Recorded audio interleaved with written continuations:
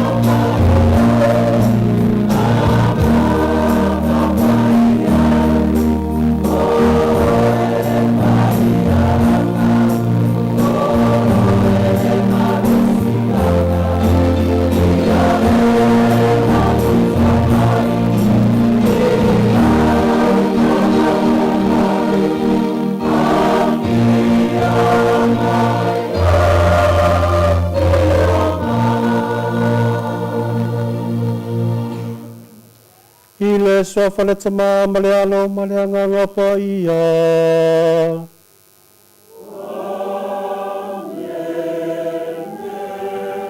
Ia whātasi le ali ma o tau.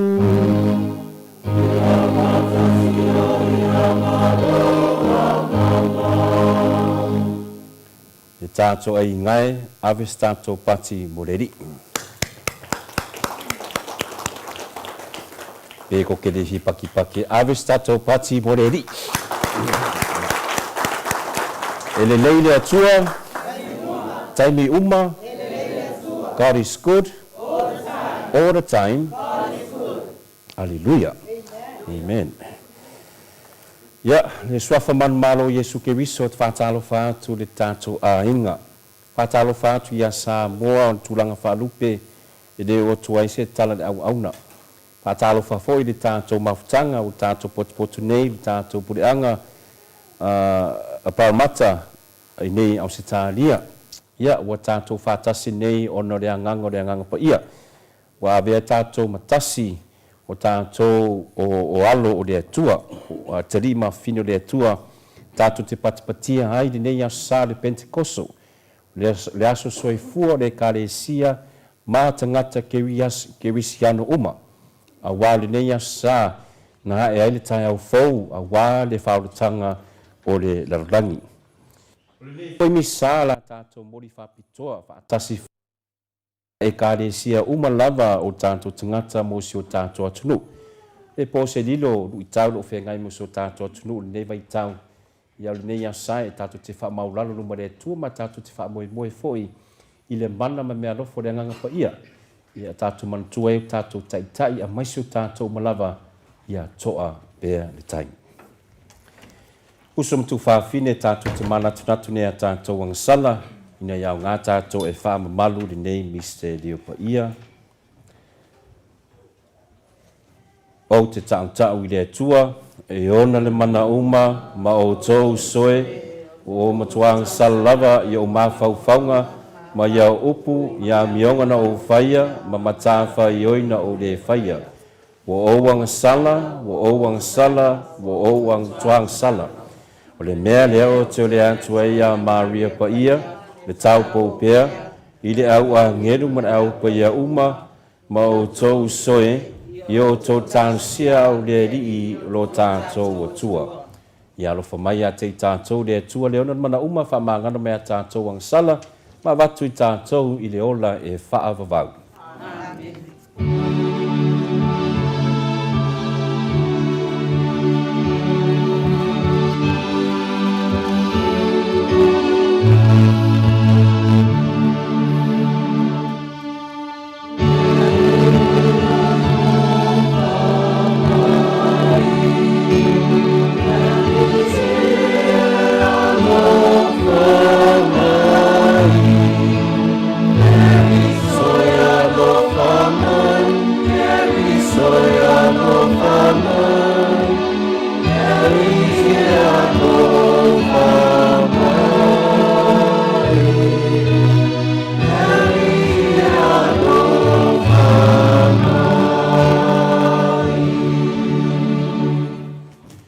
Gloria in excelsis Deo.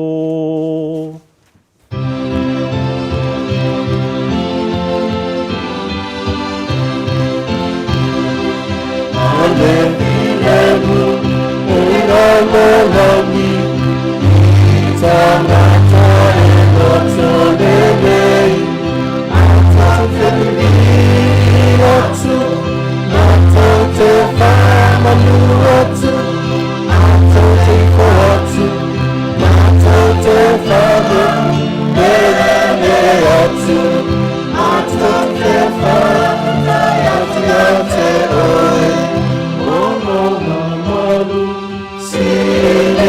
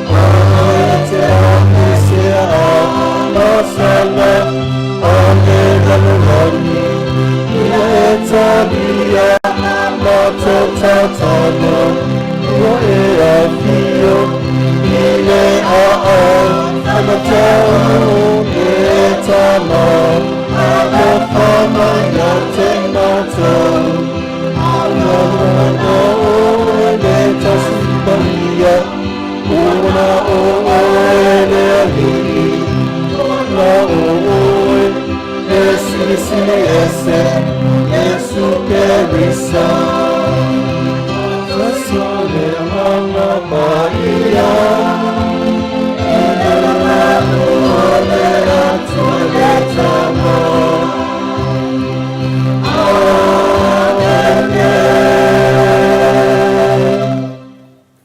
Ia tātou te talo, ina ia veo tātou ola ma mea whainga ruenga a rea nganga pa ia e au mai ai ke riso ili lalolangi ma Samoa. Lea li elo mātou tama, o rea nganga pa ia na awina mai lau e kāle sia mata lea au ina o le tala le lei. Ie whaawawau e ia lea ngaruenga li lalolangi ma Samoa, e ala atu lea li loto tangata umaua wha atu atua.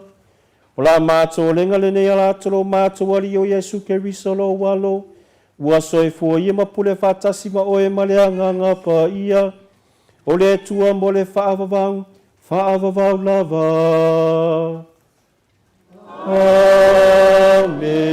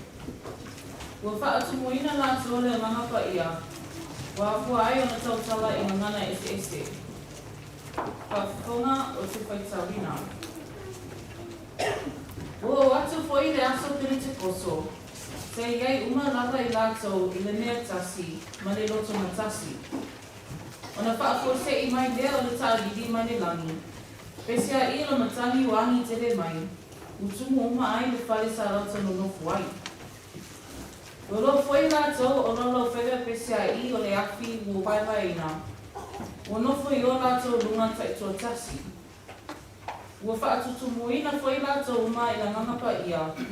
Wa fua ai ona tautala i ngangana ese ese. Pe ona fua ina mai lea nganga, o le ngangana ia te i lātou. Sana nofo Yerusalema te ngata Yutaia, e o matatau lea tua, mai nu uma lava o le larabangi. O lo mona foi le nei ta'alili, ona whaaputuputu mai e lea o le motu o tanata, ua wheme mea i, na ua taitasi ma whaarongo atu ia te i lātou, o tautala mai i lana lava ngangana. O se ingia uma lātou maui, ma lātou wofu ai, o whai mai, whauta. E leo kale leia e lātou uma o e tautala mai nei. E whapewhia foi ona tātou taitasi ma whaadongo atu I lana lava no ngana na tupuma ia. O pātia ma me tai, ma e lama, mai lātou e nofo I Mesopotamia, ma Utaia ma Kapatukia, o I pono ma Asia, o I Ferukia ma Pafuria, o Aikupita ma Nivainga, o Ni Puabutua o I Mapurena. O e wa a mau foi mai Roma, o Utaia ma e ua liu lotu Utaia, o Koreta ma Arapi, o tātou whaanongo atu ia te ilatou, o lo tautala mai ia tātou lanangana I wawenga le atua. Le upu a le alimu.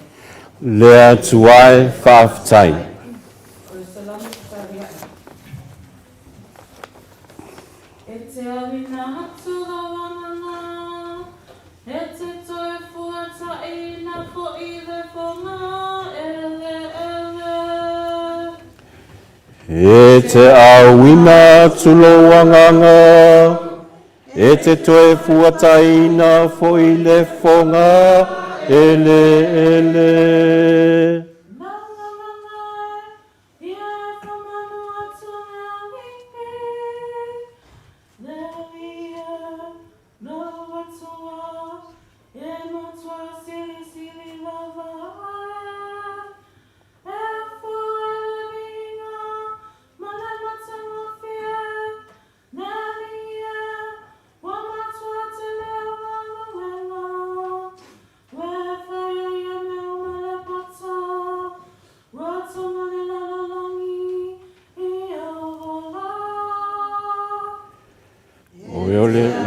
Ina tulowanganga, e te toe fuataina fo I le fonga, ele ele.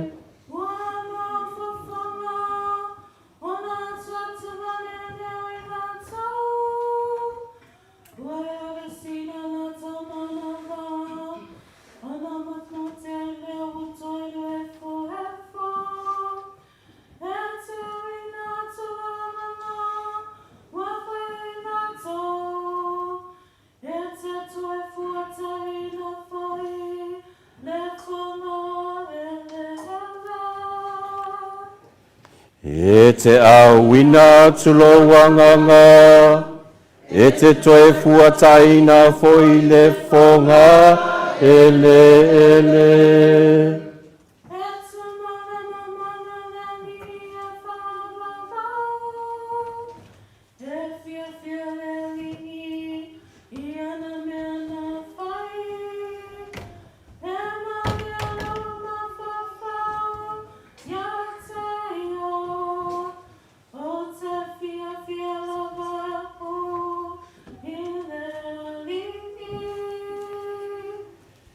E te awina lo tulowanganga, e te toe fuataina fo I le fonga, ele ele.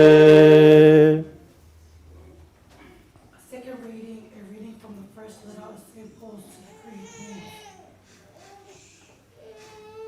No one can say Jesus is Lord unless he is under the influence of the Holy Spirit. There is a variety of gifts, but always the same Spirit. There are all sorts of service to be done, but always to the same Lord, working in all sorts of different ways in different people.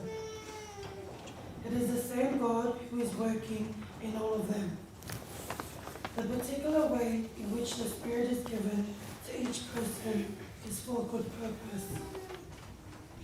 Just as a human body, though it is made up of many parts, is a single unit, because all of these parts, though many, make one body.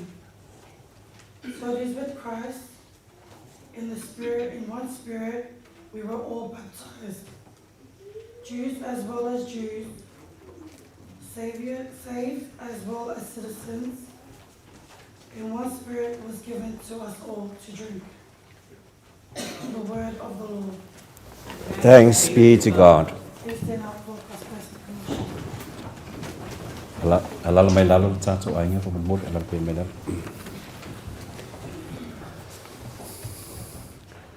Holy Spirit, Lord of light, from thy clear celestial height, thy pure beaming radiance give. Come thou, Father of the poor, come with churches which endure, come thou, light of all that live. Thou of all counselors best, thou the soul's delightsome guest, thus refreshing best peace bestow. Thou in toil art comfort sweet, pleasant coolness in the heat, solace in the midst of woe. Light immortal, light divine, visit thou these hearts of thine, and our inmost being feel. If thou take thy grace away, nothing pure in man will stay, all his good is turned to ill. Heal our wounds, our strength renew, on our dryness pour thy dew. Wash the stains of guilt away, bend the stubborn heart and will, melt the frozen, warm the chill, guide the steps that go astray. Thou on those who evermore thee confess and thee adore, in thy sevenfold gifts descend.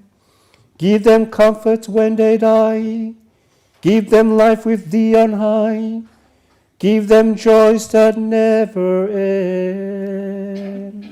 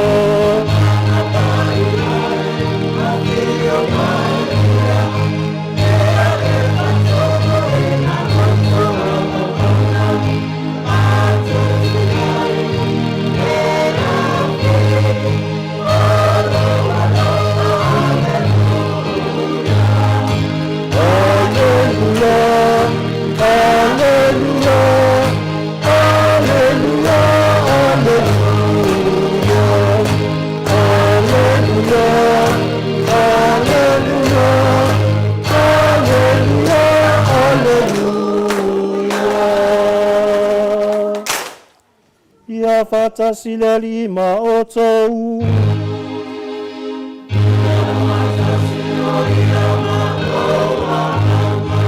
Ole fola folanga ma le vangalia pa ia na tusia e Ioane.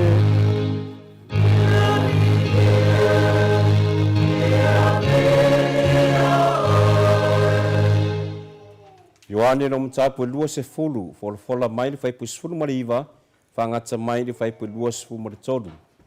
O le matua, whaapei o na awina o au e le tamā, e whaapea foi o na awina atu o tau, ia o tau talia le anganga pa ia. Ua o i le afiafi o le na aso o le urua i aso lea o le vaisa pati. Ua punitia whai tutoa o le mea na poto ai le au so, ona o le fefe ia yutaia. Ua mariu atu Yesu, ua tui tutonu o na whetalai atu lea o ia ia te i lātou, ia o tau manuia. Ua ia whetalai atu lea mea, o na whāri atu lea ia te i lātou o na 5 molona i tū.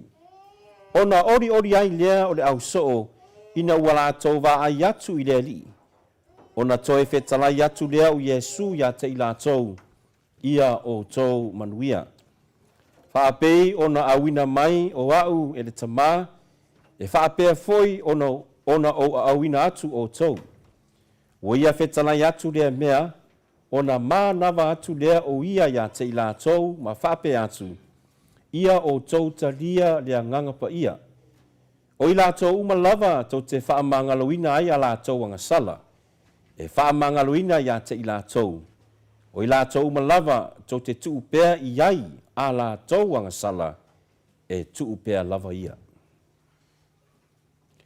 O le tala le leia le li i.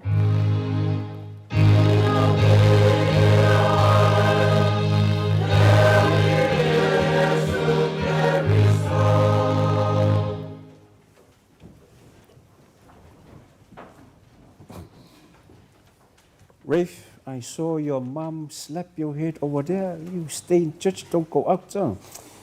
Yeah, Ivan and Lafayette, just only one word just to share for you and for the other kids over there. Say the word together, Pentecost. Pentecost. Together? Okay, and you're gonna practice say in Samoan, okay? Just one. I think this one sound is, but this is how you say it. Pentecosto. Listen again. Pentecosto. Ia.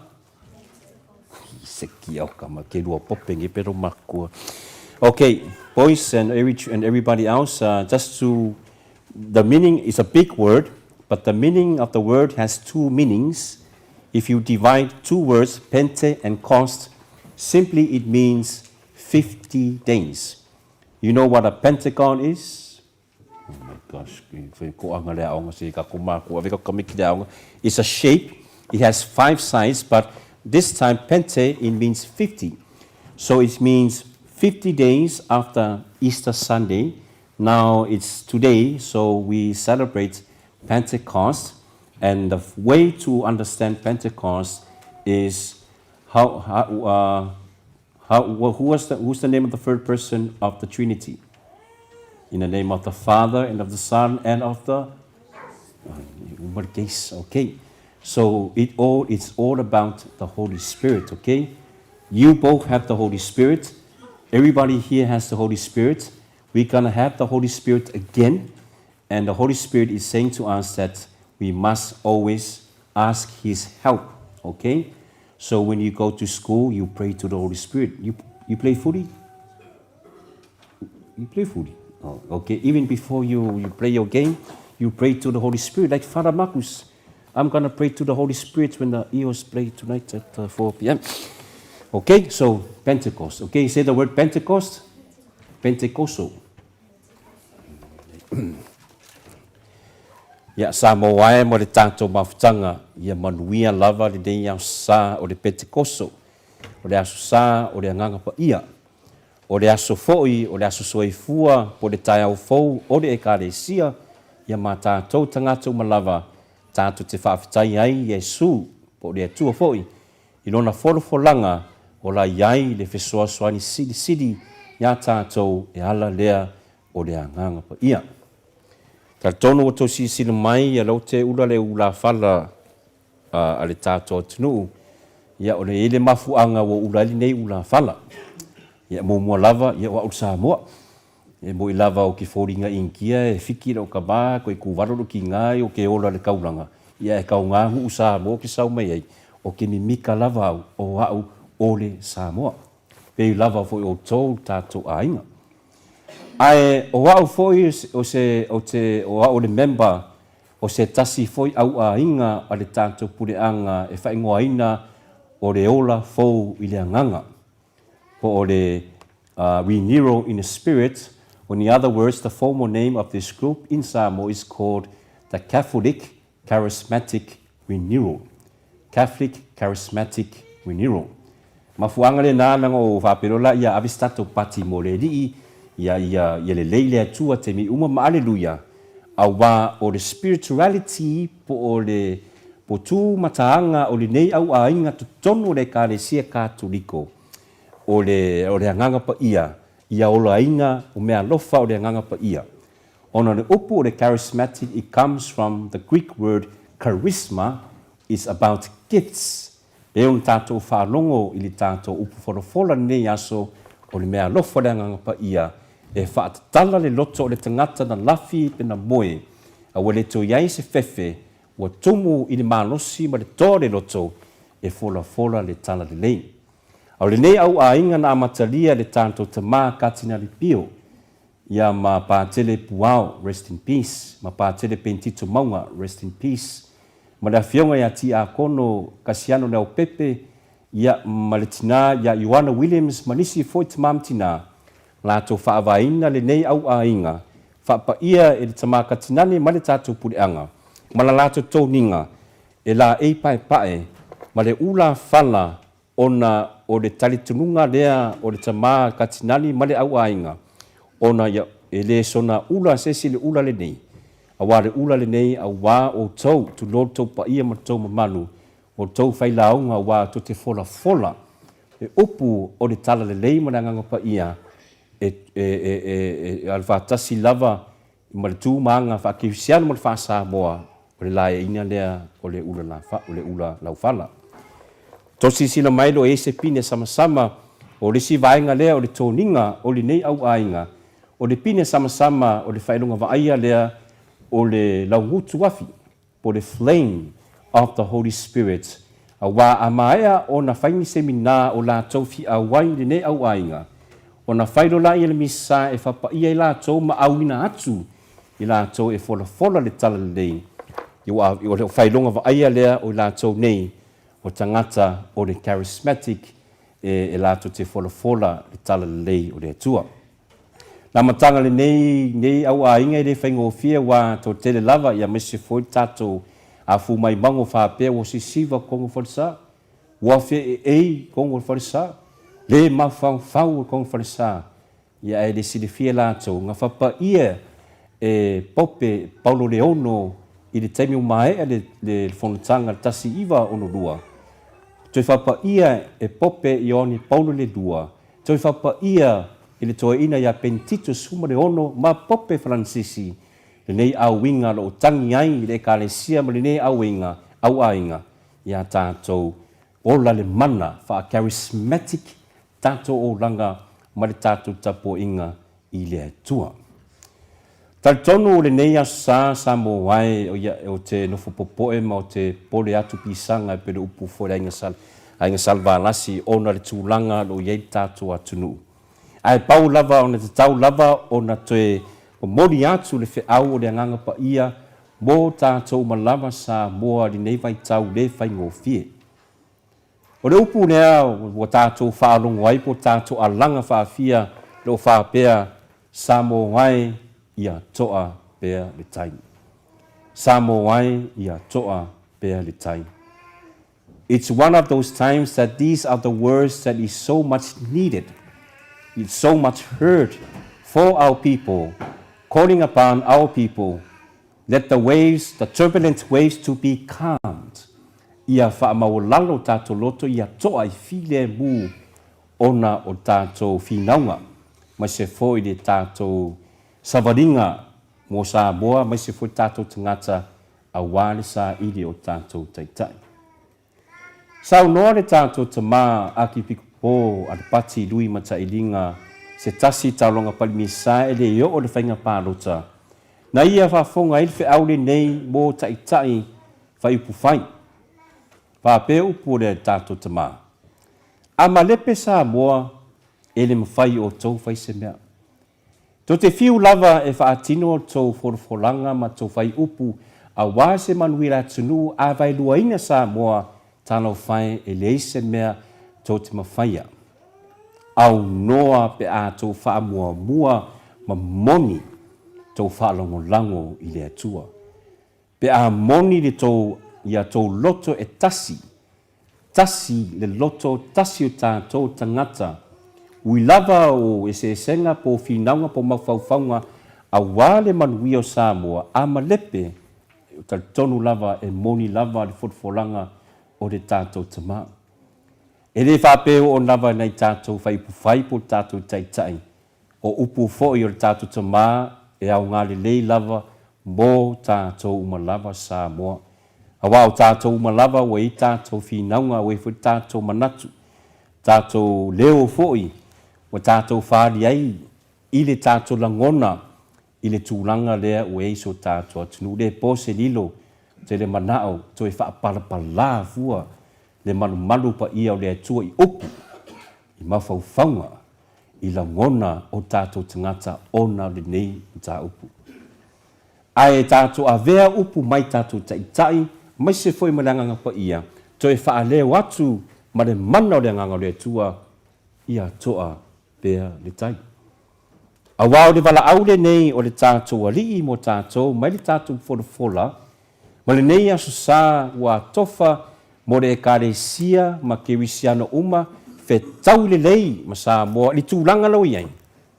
Ia tātou toa pēr le tai ma wha moe pē i le atua, tātou te wha mau lalo luma le atua o nau nei mea e le whaingo fia wai le tango fia le tātou loto ma tōwhi ni ngalo fōi. E ai le atua lava le tātou whawai e te tau lava le tātou toe tiri alu lo loto. Tātou la ngona ma tātou manatu na au le atua e maua mai le tati.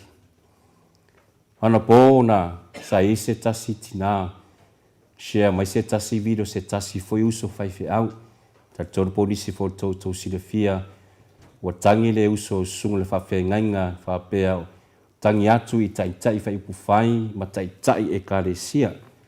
E fai se ana pongi le aso lea wo tau mai le uso whawhia ngainga. Ia o te le whawhia o te tau se seina le uso wa o te mautofi, mana uso fai fe au le nei. Ai o tā ua foi le wala au fo le nei uso, ai manatu foi mo tātou, e moni lava le fe au o tau mai ai le uso, e te tau o na tātou wha mau lalo luma le tua. Ai tātou te le tau whātaira le aso lea na tu mai pe o la uso le nei. E toe e se manatu fi whaaso atu ai foi. I le fe au le tātou tina pa i o Maria. I le nei masina o me a mata mai le aso sfuru tolu o me, se lau tau sanga na tuna i atu i Pochiko de Fatima. Na whaari i whaaringo Maria mai me tau i oktopa le aso sutolu i tamaiti to o tolu. Tamaiti leo leo māmoe. O le wheaua leo Maria e onga tonu lava mo tātou Samoa. Ono Samoa foi. She's been consecrated to the Immaculate Heart of Mary. Ono Samoa mo tātou tunuu. O whapai wa mamori Samoa i le whiningaru ma te talo sanga o le tātou tina pa i o Maria. No whapea Maria le wheau Fatima i a tātou loto salamo, tātou talo lo salio, tātou toe fo'i le atua. A tātou le whaatino nei mea e tupu mai pea mala e wā e whaanoa noa lava li sile whanga o le atua i le lalolangi e whapea fo'i ma Samoa i le tūlanga o ngaila ngona ma manatu o le tātou tangata. Samoa ai tonu ne man malo e tātou vai o te au ngai, ia he tātia au tawhare nā talitununga, ai se tātou mai tasi lava pen wha mai le tuspa ia. I le whoroforo mua, na tasi a le tina pa ia Maria ma la apostolo, na whaatani le anganga pa ia, na o nala lafi whaatasi, ai na o wina atu mau e whafo whaatasi. I le whaitango longa lua wha mai e tasi tātou i le anganga, tasi tātou le tino ke riso, e whapena foi e tasi uma tātou tangata Samoa. Pe katoliko po le loko e whakasa me tisi po le fast po le HIPP po whea lava. Tua toi whamanatu mai o pākere po sisi whai lea tua tātou whawai, tātou tai sili, tātou tasi pēr tātou loto ma tātou tatalo. O le upu le nā o Yesu ma le tātou evangelia, lo whapeua mānawa atu le Yesu le au so o lo mana o whingalo foi le atu e mānawa atu. Le upu fola ma le ola fau, ma le loto wha māngalo, ma le whialo whani, ma maure wha moe.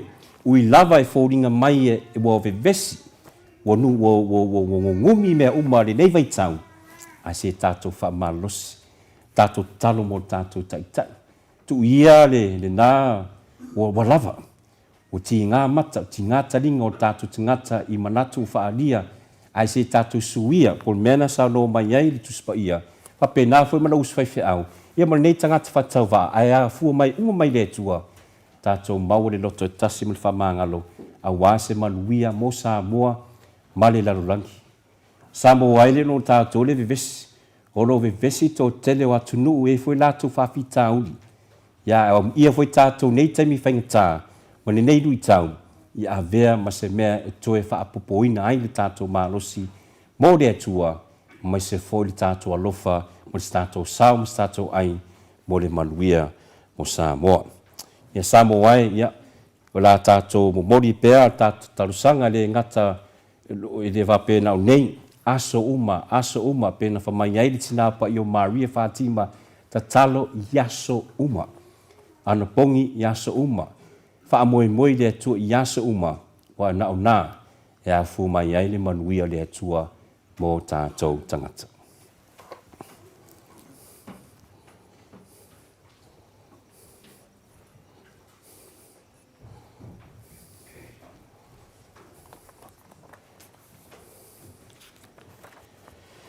Le tātou ainga e o mai o le tātou whaalonga le upuwhalafola le anganga pa ia mō tātou malawa. Ia tātou tutula i whātase mō le tātou ainga. Whaafou tātou tangata. Whaafou tātou whātua a wā le tātou manuia mai redi. O te whātua le tua e te atasi, o le tamā e ono le mālosi malawa, o le na whaia le langi i male lalolangi, o mea o vaaia ma mea le o vaaia, o te whātua le ali e to atasi o Jesu Keriso, le alo e to atasi lava o le atua, le na whanau le tamā o le whaia se mea atasi, o le atua mai le atua, o le malamalama ma le malamalama, o le atua moni mai le atua moni, na whanaua e le whaia. E winga tutusa ia ma le tamā, o ia foi na whaia ai mea umalawa. O i tātou tangata moro tātou whaoratanga, na whio ifo o ia mai le langi, ma o le anganga pa ia na liu tino tangata o ia le taupo o Maria, ma wawea o ia ma tangata. O i tātou na whakuru seina ai o ia a o pule Poncio Pilato. Na mariu wai ma whalila wasi, a o le asu tonu le toe tu wai o ia e pein tu sia e tusi. Na whio ai o ia le langi, maloa whio ai le au tamtau le tamā, o le a toe whio mai o ia le mamalu, e whamsino e ola me wot, o lona malo o fo i le aiso na ngata anga.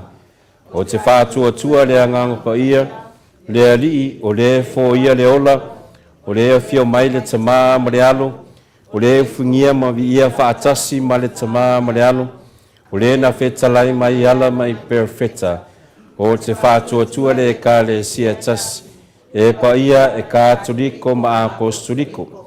O te tātinu atu li papisonga e tasi, mo le whamangaluna o sala, ma o te whātalitali mo le toetua o e na oti, ma lo langa tali. Amen. Le tātou ainga, tātou te whamaulalo no mo le atua, mo mori tātou talusanga, o le nei taulanga pa ia. Le tātou tāsia, le tātou te maa whaao le kalesia i a poku Pentecost. Mai se le tua i sāma e whaitofi rotu. O le whangia le atua, o ai le tino mālosi e meise le nganga. A wāle tau singa le laku mā moia le atua le laulangi atua. Tātou o ringa le le. Lea li e whaafunga mai. Tātou tāsia, le tātou te maa whātere makusi. Se ngai e o ia mo tute mo na whaiva. Tonu le tātou tanga lenga. I maua le mālosi o le tino e meise le nganga. A wā lana ngā Tātou ngālu, tātou tālo le. Lea li e whaafunga mai. Tātou tālo, ne iara whangia le tua tātou tāngā luenga, tai whono marana lau, ai mesil pa ia tātou tāngā luenga. Le tūku maora le tātou ngā luenga, tonu Parramatta le. Tātou lenga le i le. Lea li e whaafunga mai. Tātou tālo sia le. Whanau talavou, ne fhoi mai tau a matana. Afa foi le tausanga, ia whangia le tua swani a te la tau, i o la tau mawhau whau au vai, te ngai ei mawa onga, e meise foi e o whia ngai mga guenga, whangia le tua. Maua so la tau malosi ma se mawhau whau, te ai nisi, tariatu le tua marana vaa, le tatu o le mane e. Lea li e whaafunga mai. Tatu tālu sia, Mātua, e mese fo i o e mai tonu ainga, e mese fo i maota ngā se nasi. Ana fungia le tua ya o atu na whamarolonga ia te i lātou. Maua nisi aso e tau tua ma ona i pia mōra nā whio. O le tātou o renga le le. Lea li e whaafonga mai. Tātou tāu sia le tātou malo Samoa o whiangai aile. Nei vai tau ma tau sa ilingon tai tai e tai tai o le tātou malo. Ia alofa lau fio. Mai se tali whaaliagi e lau fio. Ni ka i tai e moni le alofa i le atunu. Mau ai se whamanuianga o Samoa. Ai mau le file mu. Le tātou o lenga lea le. Lea li e whaafonga mai. Toi o lenga i le tu alfangia e o mawhatia le vai tau o na wala awal mariu mareota. Alofan wha mawhana whana i a te i la tau. Mawan no whaanga maule lang. O tātou toi o lenga le. Lea li e whaafonga mai. Mō tātou manaonga o mana tātou tangsia foi le whautua talo tātou tinapa i o Maria mabori tātou manaonga. Se olofa Maria, mo tumo e karisia o iata oe le alii. Manuia o e fine uma, manuia o Yesu le fualo wan. Maria pa ia e tina le atua, e tāsia mātou tangata angsala. Iona pone mane itua son mātou o ti amene. O tātou lenga le nei alatu ia te o Yesu ke riso, lo mātou wali i. Amene.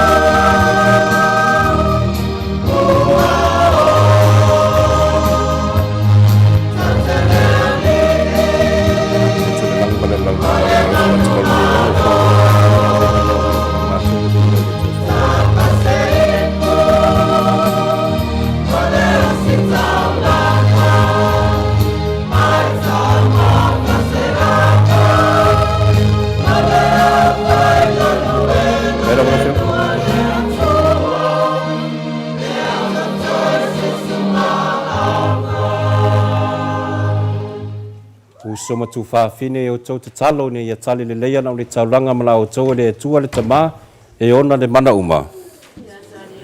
Tauranga mai o 5 o le viinga ma le malolona suafa ia o ngā fo mo i tātou morona e ka le sia pa ia tō uma.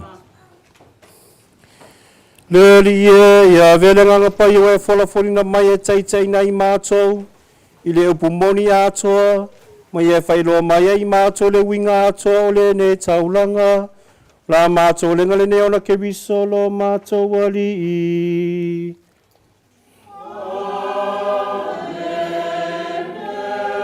Ia fatasi le ali i ma o tou.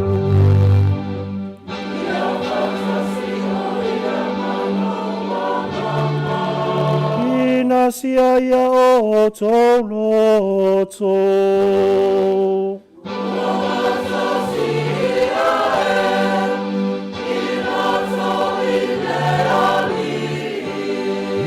Ia tatou faafetai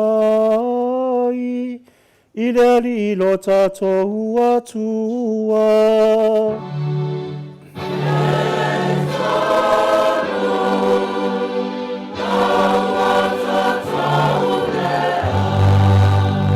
Le tamai o le atua soifua e whaavavau mai o le malosi malawa o se mita-mitanga whaia e mo mātou I le whaafetai atu ia te oe.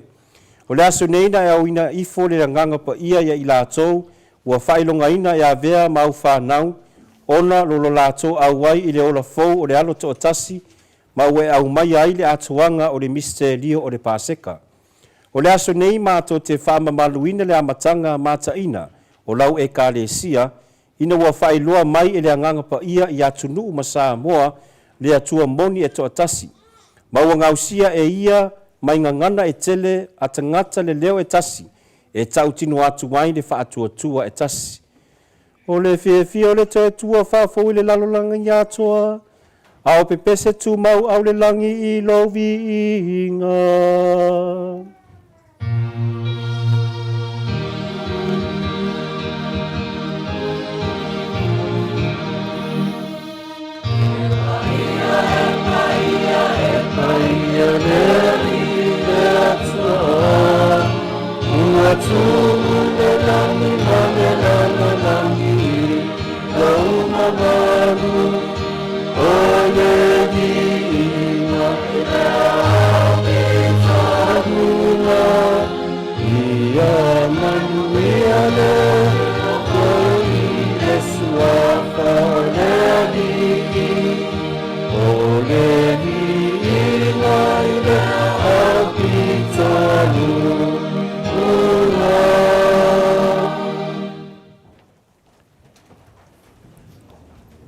Leali iewe matua pa ia lava puna anga pa ia uma ia wina mailo nganga fa pa ia nei mea lofa nina ia vela atou mo mātou o le tino ma le toto lo mātou wali o Yesu Keriso. A le tunatu I le oti na italia no na lava malie na tango I la reto ma vatu ia te oe le whaafitai na tofi la reto ma vatu no na au soo ma le whaape atu. Ina afi tango fia iai o tō uma ma ai iai o lo tino le nei o le afo ina atu mo o tōu.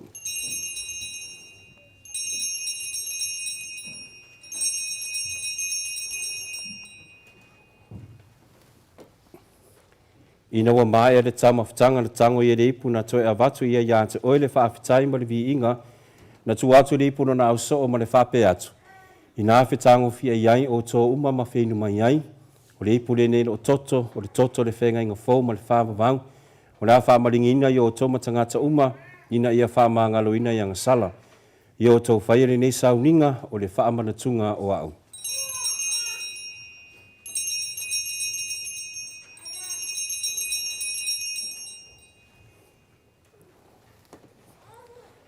O le misterio o le whaatua.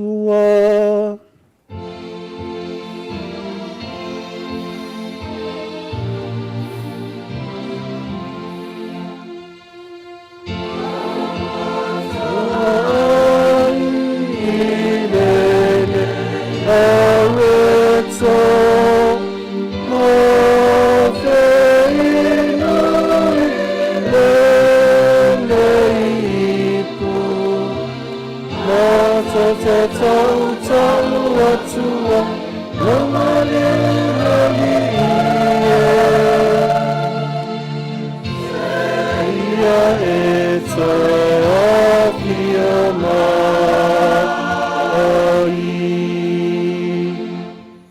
le whamanatunga no na maliu mo na toe tu mātou te momori atu ia te oere te mai, le nei a reto le ola ma le nei po le whaoratanga. Mātou te whawhatai atu ia te oe, ina we alu ia I mātou e tutu I o luma ma au na atu ia te oe. Ve soani mai a mātou ma we mautu whaanga I le tino ma le toto ke riso, ina ia whaatasia mātou I le mawhatanga e tasi I le anganga pa ia. Lea li ia mana tua lawe ka le sia le lalolangi a toa, ina ia mātou ola le alofa whaatasi ma whalani sisi lo mātou ta pa ia, Vincent Long lo mātou Big Po, Alapati Lui Matailinga, Peter Brown o mātou Big Po ma Big Po uma, le itoinga sa uma a mai se foi le mātou a inga o potu nei. Lea li ia mo mori atu ni taulanga pa ia o mātou atunu, mai se mātou tangata ia mawala tau le manuia le anganga pa ia, mai se foi le nei taulanga pa ia. Ia manatua mātou mātua usu matu whaafine, wo fo iatu lo lātou malo longa ma le wha moe le toi tuai. Ia talia lātou whaatasi ma tangata malili uma le malama lama o lawa fio. Alofa mai a tei mātou, ina ia mātou awai I le ola whaavavau ma Maria le tina tau po o le atua, Iosefo pa ia lana tane, whaatasi ma rawa apostolo, sangata Jacinta, sangata Francisco, ma le aupa ia uma, o ena whaatinu ina lo fini ngalo tupulanga uma. Mātou te fia vivi whanene whaatasi mai lātou I lawa fio, e ala tulo walo o Yesu Keriso. Ono ia whatas mai ana ia te ia, le tuai le tamama manae, I le whatasinga ma le anganga pa ia, o le vinga malu ato wai lawa fio, I le whaavavau lava. Amen, amen,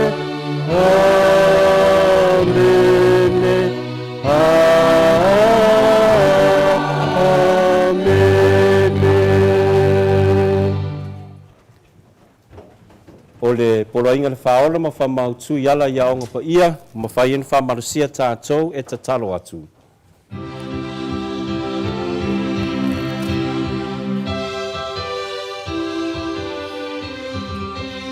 O mātou tama e oide nami, ia pa ia losu a wha, ia lo malo ia fai la morfina ngalo I lo langi o kea la fai I le langi ia e foa I mai ia te mato I lo asole a mato mea e ai Tatau na le aso, le whamangalo ia te mato, ia mato a ngasala, ia mato whamangalo I natu, ia whamangalo ia te mato. Awa hoi te tau taina I mātou I le whāso songa, ai lawe ai mātou mai le leanga. Lawe ai mātou le ali o mātou le atu mai le anga uma, alofangia mafo ai mai le file mui o mātou aso. Ma le fisoso ani mai lo alofa muti vale, e sa aloto tu mawe mātou ma langa sala ma malu ai mai atu lunga uma. A mātou whatalitali ma le wha moe maluia, ma le afia mai no mātou whaola o Yesu Keriso.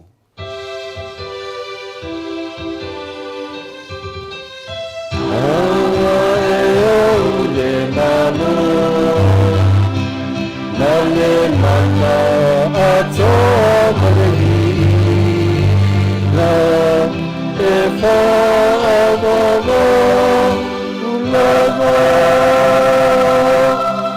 Le li ia Yesu Keriso na whai atu ia o apostolo, o le file mua te tu atu ia te o tau, o lo file mua te foa i atu ia te o tau. Au le sila mai a mātou angasala, ai le whātu o tua lau e ka le sia ma lo whangia. Foa ia te ia le file mua ma le tasi, e tu sai ma lo fine ngalo, o le soifua ma pule i le whaavavau lava. Amen. Ia tumau pe ate o tou, le file mu mai le alii. Tātou te whiawhawhai nei le whailonga o le file mu a kiwiso. File mu a kiwiso, file mu a kiwiso, file mu a kiwiso ia tātou Samoa. You Rafe?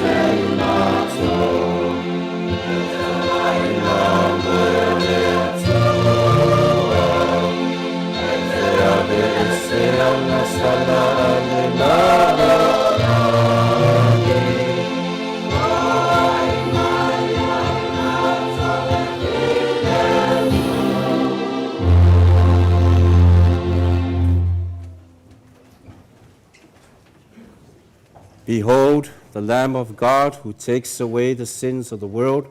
Blessed are those who are called to the supper of the Lamb. Lord, I'm not worthy that you should enter under my roof, but only say the word, and my soul shall be healed.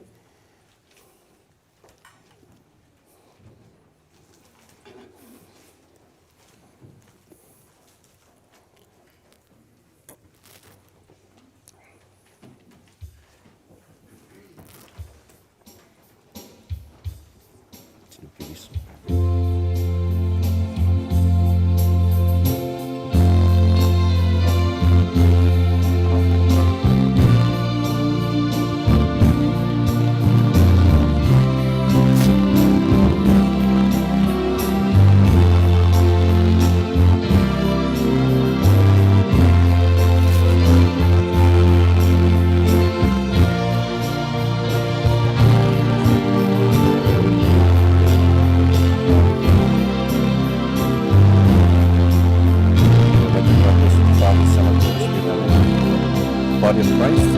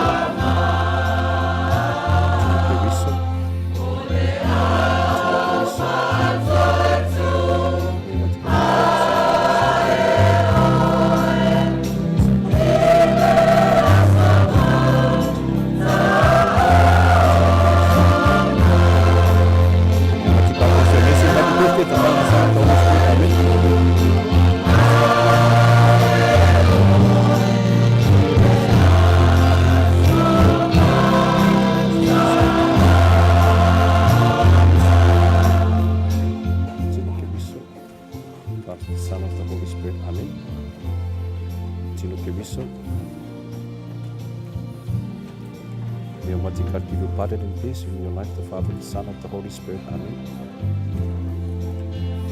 May Almighty God bless you, the Father, the Son, and the Holy Spirit. May Almighty God bless you, the Father, the Son, and the Holy Spirit. Amen. Tino que viso. Tino que viso. Tino que viso. Tino que viso. Por favor. Tino que viso.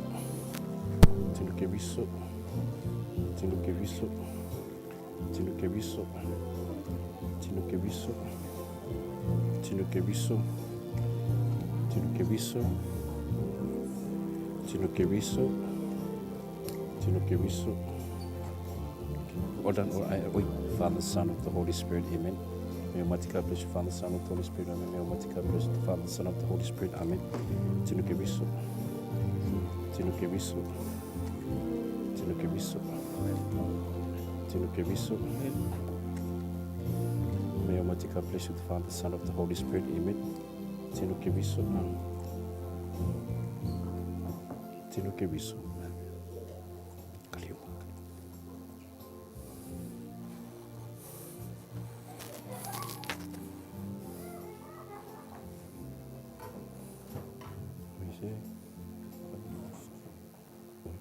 Jesus keep on. Do home.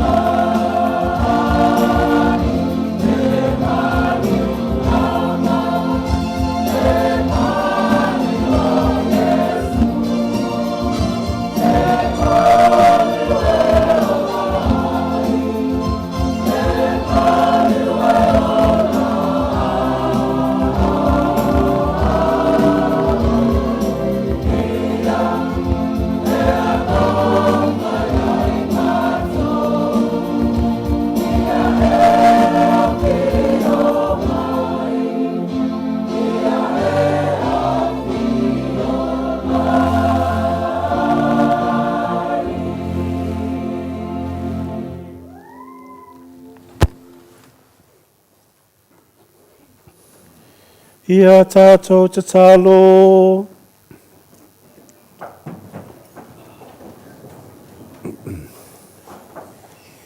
Le tamae, ia vele mea ai wa mātou tali nei tali suanga, o se fesoasoani ai mātou, malau mātou whaolatanga whaavavau. Ie whaatu mauina ia i mātou le malo siro wanganga, mo ie puipuia mea lofa, ue tuina maino e kālesia, masa moa male lalo langi atoa, la mātou lenga le neo le swafa Yesu lo mātou wali i.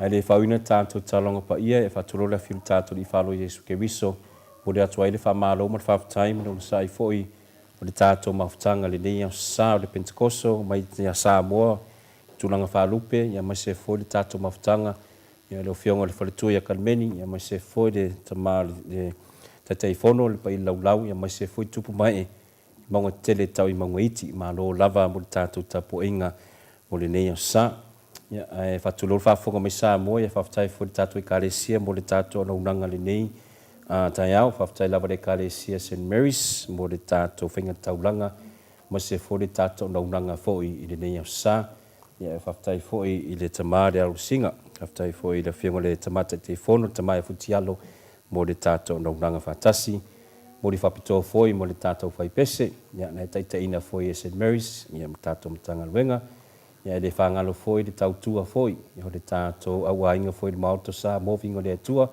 ia mo le atu elang whawhatai foi le whionga le tapau wasina, tamai atu le afoa, ia whionga le tausala ia inu u, ma se foi Michael Marco Crew, ia malo lava le tāpena, le whengo fia tonga luenga, ia o le whailoku kisi i speaker foi, ia ai wila, ia malo lava le malosi. Ia Samoai, ia mo le tātou ainga, ia tātou toa pere tai, ia mo le tuapea Samoa li tātou tarusanga, ia i lava e le Europa la se tali, ia ai tātou whaamoemoe pe le atua, ta talo ngoi mo lātou, e le whaingo fia foi lātou ngaluenga, e tātou whaasuru rima, ia e toe tau e tātou le atua o se tātou anga sala te lele na. A e hita, mori le atua. A e whaangongoa, mori le kua. A e wapere ke whaka aluma kau whariri, alo mo muar whanamai, i ngalo lukoi mori o le kua.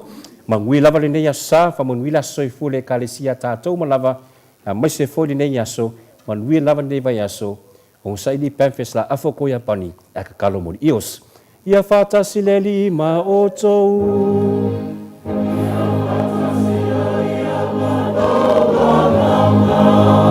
io to puno no nei matatalo mo le famonianga ale atua o le tato tali fatasi amene o le nei aso le tamao le malama lama na fa tala ina ai ma fau mo au so ai le malingi ifo le nganga pa ia whamanuia ia o tau mai a watu ia te o tau le mea lofa o le anganga mo le whaavavau. Amene. Ia vea le afi lea na whaapepepe i lunga o le awa apostolo e pei o ni laulau afi, na laulau whaiva afi e susunu ese ai le anga uma. Mai o tau loto, mai ia pupula ai o tau loto ai le malamalama mama. Amene. O whao Sofia e le atua la unga i ngana ese e tala i atu ai le whaatuatua e tasi. Ia whaamalusia e ia lo o tau whaatuatua.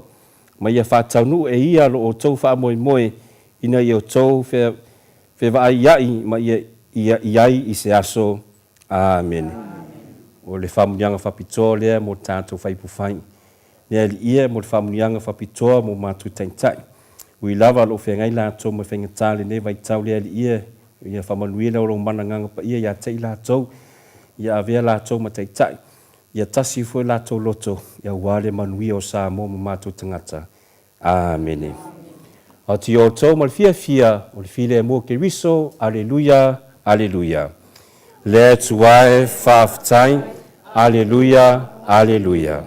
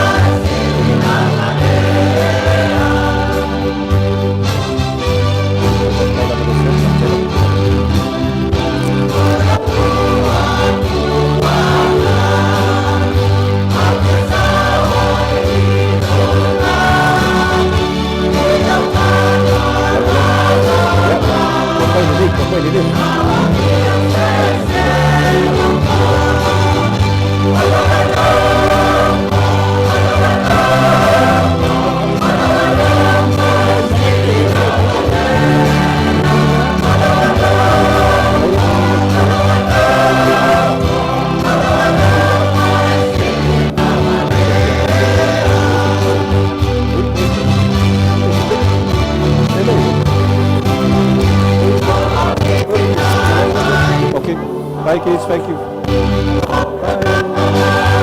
Bye. Bye. Bye. What's wrong with that? Come on. Better make